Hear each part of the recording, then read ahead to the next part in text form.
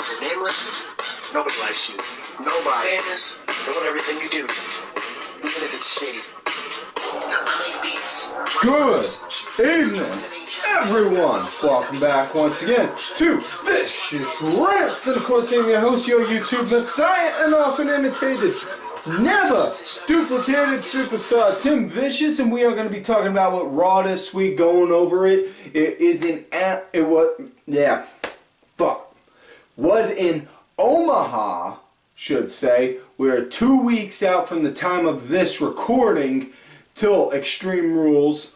So, Raw starts out with, right off bat, Jericho coming out with the highlight reel talking about on how he basically beat the living shit out of Ambrose and then, and then attacked Mitch the Plant and then grabbed Mitch the Plant and smashed it over him and was mad, not so much because of the fact people cheered for the Ambrose Asylum over the highlight reel or anything like that, but because of the fact that the internet wound up being scoured with memes like crazy over Mitch. But my big takeaway was the fact he didn't bother to address the issue that kayfabe news broke, because, like the shirt says, you need to believe in kayfabe news.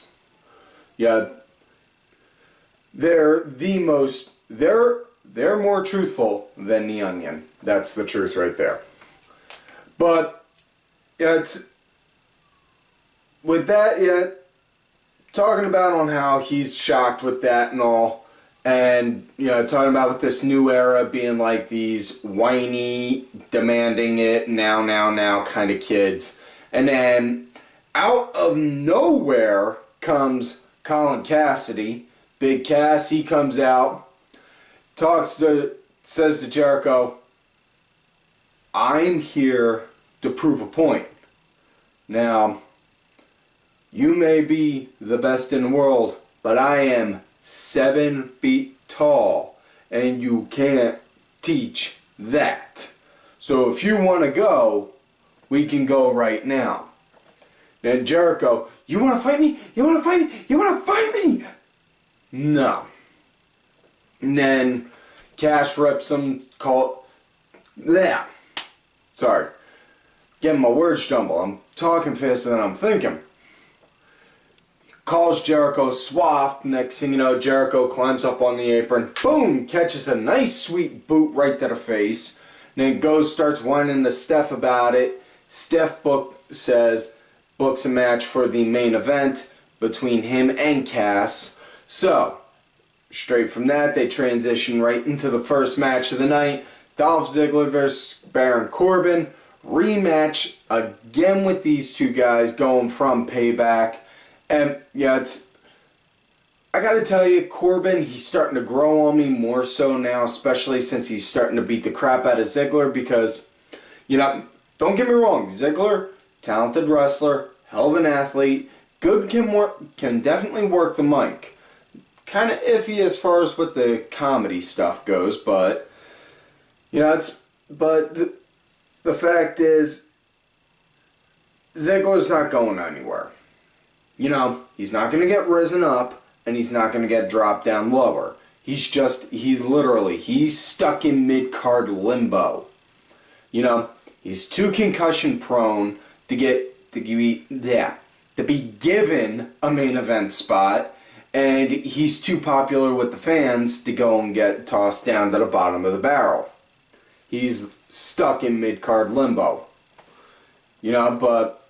So, guy's been there for a while. Do like what, should do with any person that's a vet in the company for a while. Help put the new talent over. There you go, right there. Do that with Baron Corbin. And this one, Corbin, he was in good control right up first, Ziggler, he wound up picking up some momentum as the match went on. And Corbin just right on, got him up, hit this probably the best deep six I've seen him hit. Just spinning. I mean, I was watching it with my son. My son just about jumped out of his seat when he saw it. He was like, Whoa! He just knocked him down, Daddy. Yeah, my son was more so shocked over it than anything from that. And that's what impressed me with it. But, yeah, match wound up coming to an end. Thankfully, it wasn't via a roll-up, even though Ziggler did try to do one during the match. Corbin just got him, wham, hit him with the end of days, got the 1, 2, 3, got the win. Now what they need to do with Corbin from here, take him out of that, and then just start to slowly build him up as, like, saying, either start having him chase after a title, whether it's the IC or the US, one or the other, and then just have him go and say, he's, you know, basically have him, sorry to take a line from Corey Graves, but have him go in there with, like, you know, not here to leave a mark, here to leave a scar kind of mindset, and, you know, take out anyone that's basically like a vet in WWE, you know, so that way you could say he's taken out all of those guys to clear room for his kingdom, his era, and such. Now, next matchup that we got right here, it was Dingleberry. Baram? No. I got it. It was Night Shamalama Ding Dong. I think that was it. Wait.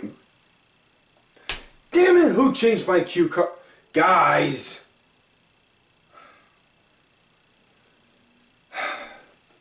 You get what you pay for with help. Anyways, Fandango versus Truth versus R-Truth. And this one, he was in good. With this match, Fandango, he was in really good control for this match, all the way right up until Goldust decided to get up on the apron and start dancing with him. And then next thing you know, Breeze got up there, and then Fandango wound up throwing Truth into him, and then Truth wound up moving around, and then boom, hit him with the light attack, got the 1, 2, 3, and then got the win real quick on that. You know, and this feud right here, like I said, like I brought up before, there are some feuds that are good that can escalate to a pay-per-view, and then you got some that are, you know, you should just honestly just have work for TV, that's it. And this is a feud that works just for TV. Excuse me. Next matchup we got women's action right here. Sorry about that. We got women's action right here. Charlotte versus Paige. Natty is on commentary. Now, before I get into the match, Ric Flair was barred from ringside because earlier, before this match started, Charlotte and Rick went to Shane to have that decision reversed, saying that Ric Flair's barred from ringside for the submission match. And Shane said, no, in fact, Rick, you're barred from ringside for this match tonight. And then Natty, honestly, don't get me wrong, Natalya, great wrestler, great woman's wrestler, but honest to God, dude, when she goes on with her promos and when she's on commentary, she's like that little old lady that bickers, you know? Just, ugh. Somebody pull out that giant concrete and sandpaper dildo out of her ass and let her tell her to cut loose and have a little fun on the mic. Please. Duh. But yeah, this was a really good match between Charlotte and Paige. Really liked it. It was like a good throwback almost to like seeing NXT type matches, you know. And kind of got tickled a little when Charlotte, she was ripping on Paige, doing, "This is my house," and then Charlotte knocked her down and then started doing the Ric Flair strut to go and rip on her. Just thought that was something that was a little funny. But, you know, as the match went on, just as Paige started getting doing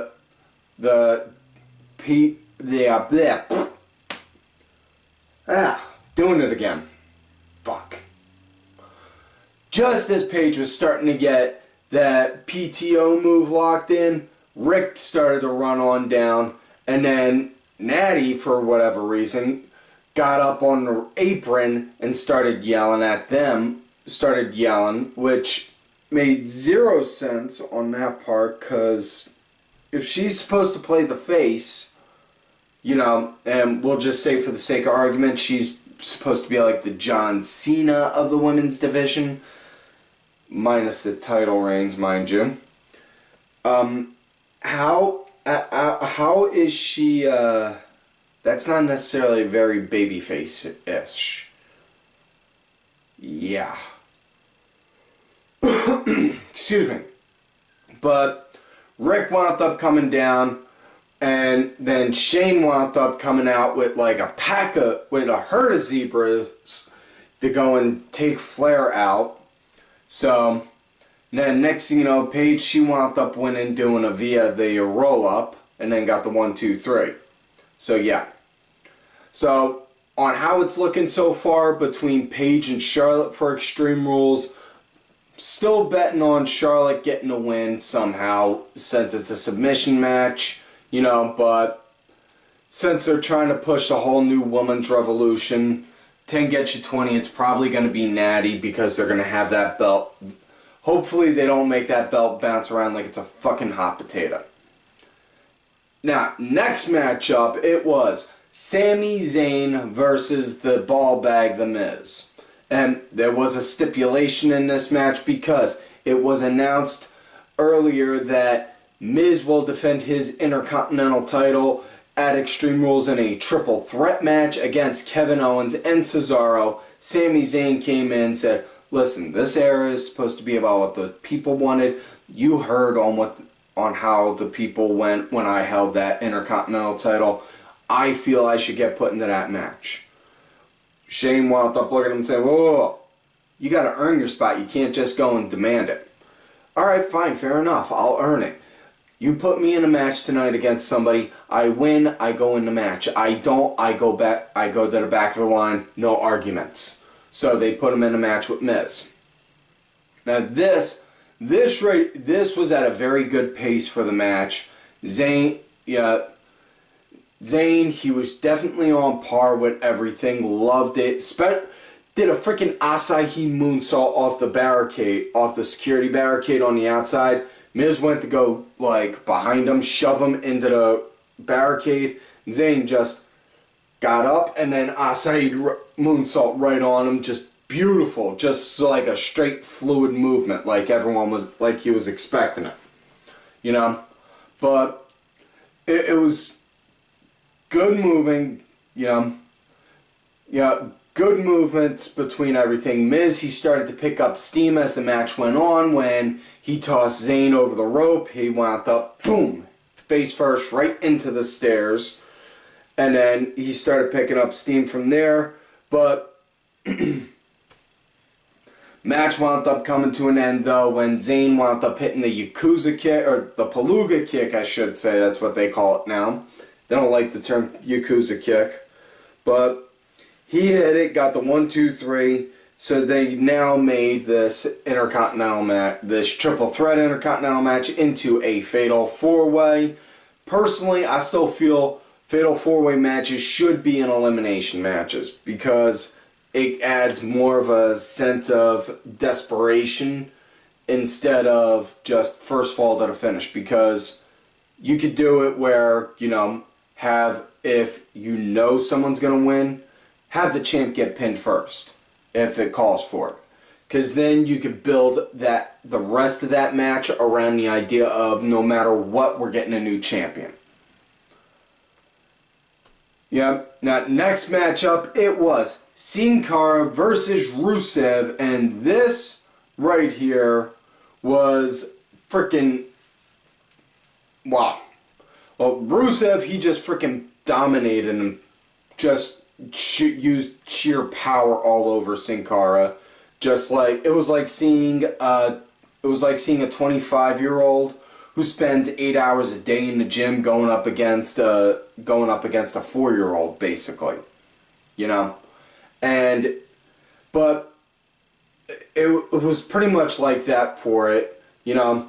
Could count on one hand how many offensive moves Sin Cara wound up hitting during the actual match, but the match wound up coming to an end when the ref got distracted via Lana, and Kalisto, he got up on the apron, and kicked Rusev right in the jaw, and then Sin Cara got a roll up for 1, 2, 3.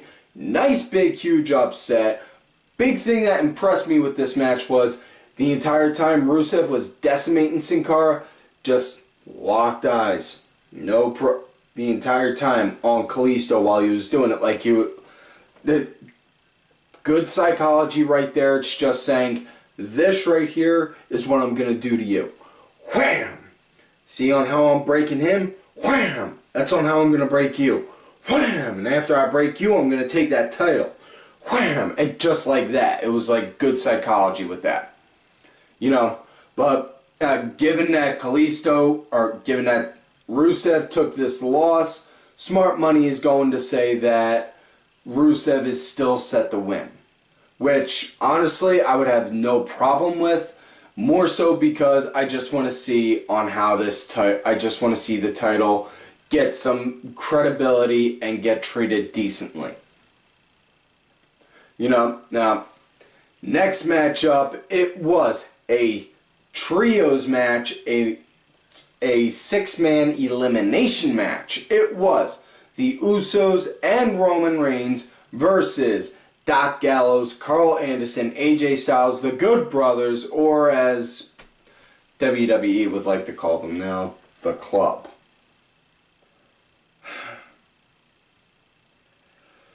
They had such good potential to give them a good name, like, you know, like I just said, the Good Brothers. But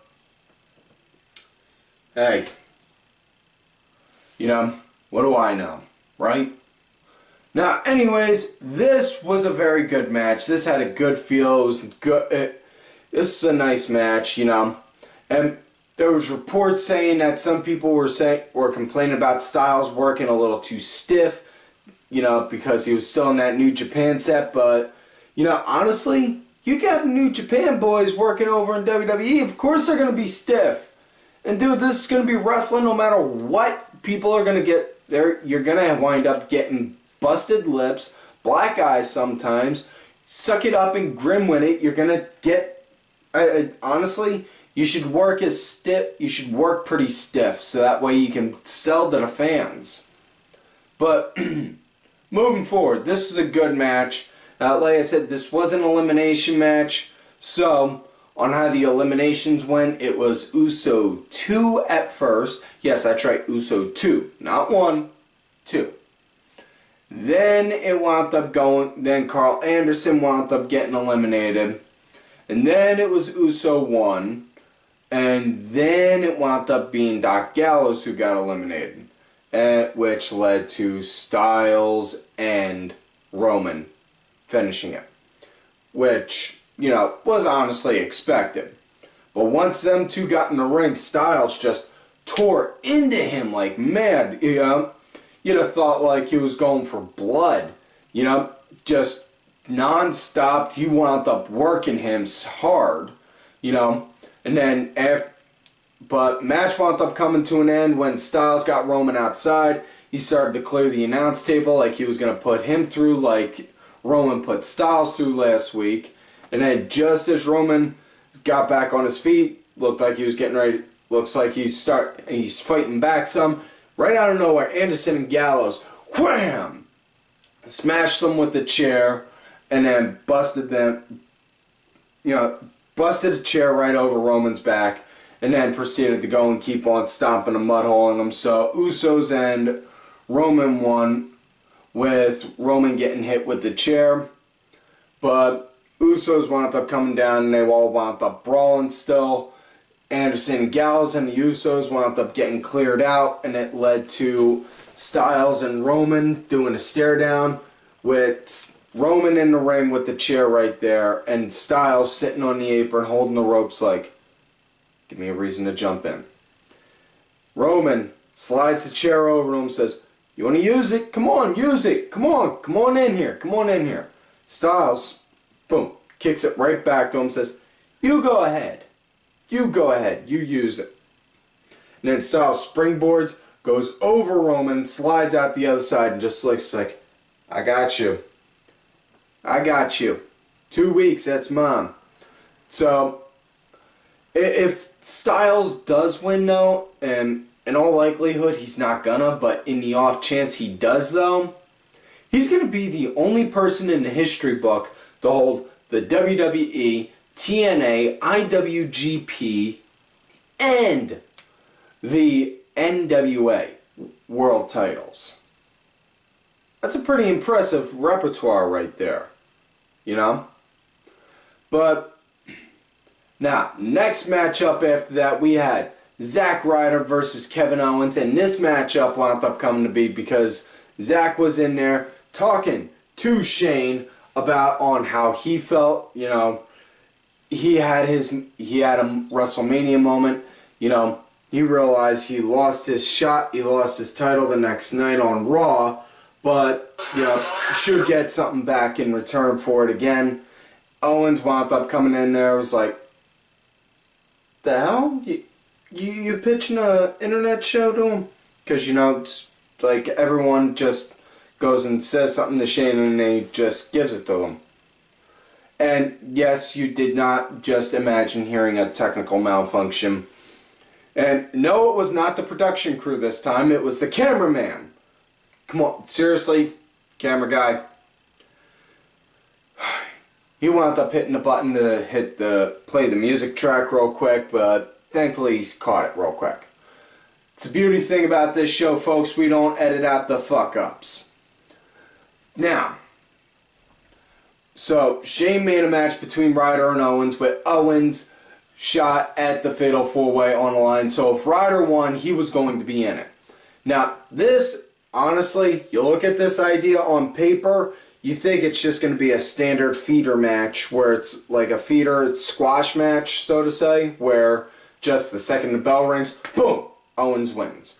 No, not true. In fact, this was the type of jobbing squash match that I say constantly that they should do all the time, because and this Ryder, he was just in great form the entire time, you know, to where legitimately for a minute there it looked like, hey, he may actually win.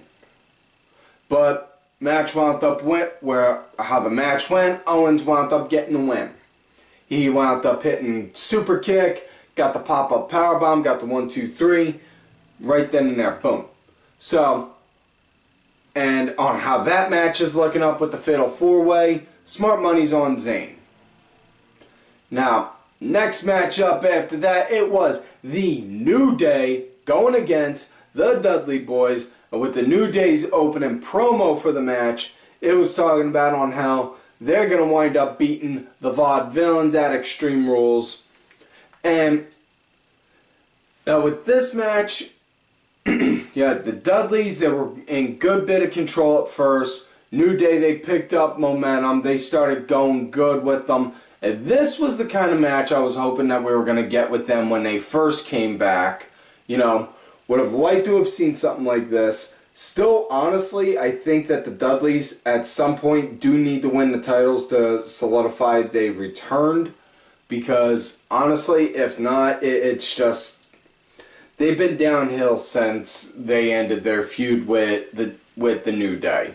Because, you know, they want to be the tag team that gets the next generation up and moving. Okay, what better way than to win the titles? Go strong, be solid, hard, you know, precedented, you know, like more dominant than they were back in their heyday, and then go up against whatever tag team, you know, have Ooh and Ah go against them. And then just have them two win in an all-out war. Then next thing you know, boom, you got your new tag team made right there. Because not only did they win beating the Dudleys, but they won by beating them and taking the titles. There you go. But the match wound up coming to an end with this when the Vaudevillains, they came out, they wound up attacking Woods, and then Big E went to go stop them. Bubba wound up Devon wound up catching Big E, stopped him, and then wound up hitting frickin' Kofi with a clothesline where you thought it looked like a frickin' Stan Hansen lariat, like wham, just took him down, and then got the 1, 2, 3. So Devon wound up doing the lariat, and that.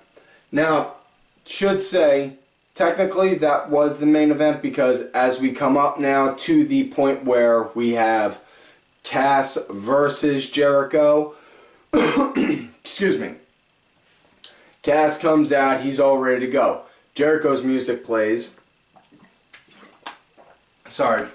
Jericho's music plays, he does the thing with the jacket, like that, and then next thing you know, boom, see an attack, gets attacked, somebody puts the jacket on, lights are still out, light up jacket's still on though, can't see who, and then whoever's wearing the jacket climbs in the ring, faces away from the camera like this, light comes on, picks his head up, turns around, it's Ambrose, and then Ambrose just goes and starts ripping apart the jacket. So it's, kind of like what Sean Connery said in the Untouchables.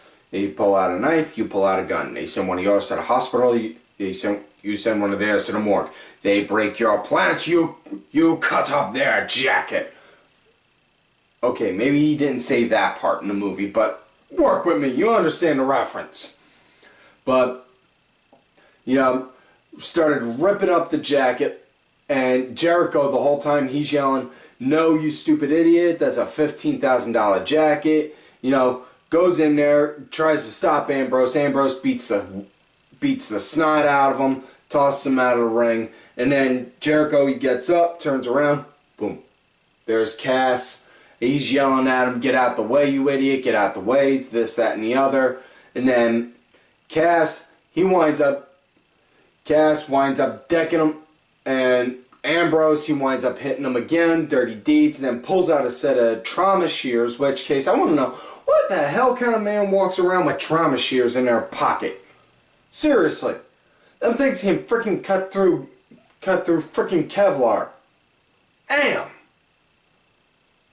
Crazy ass man.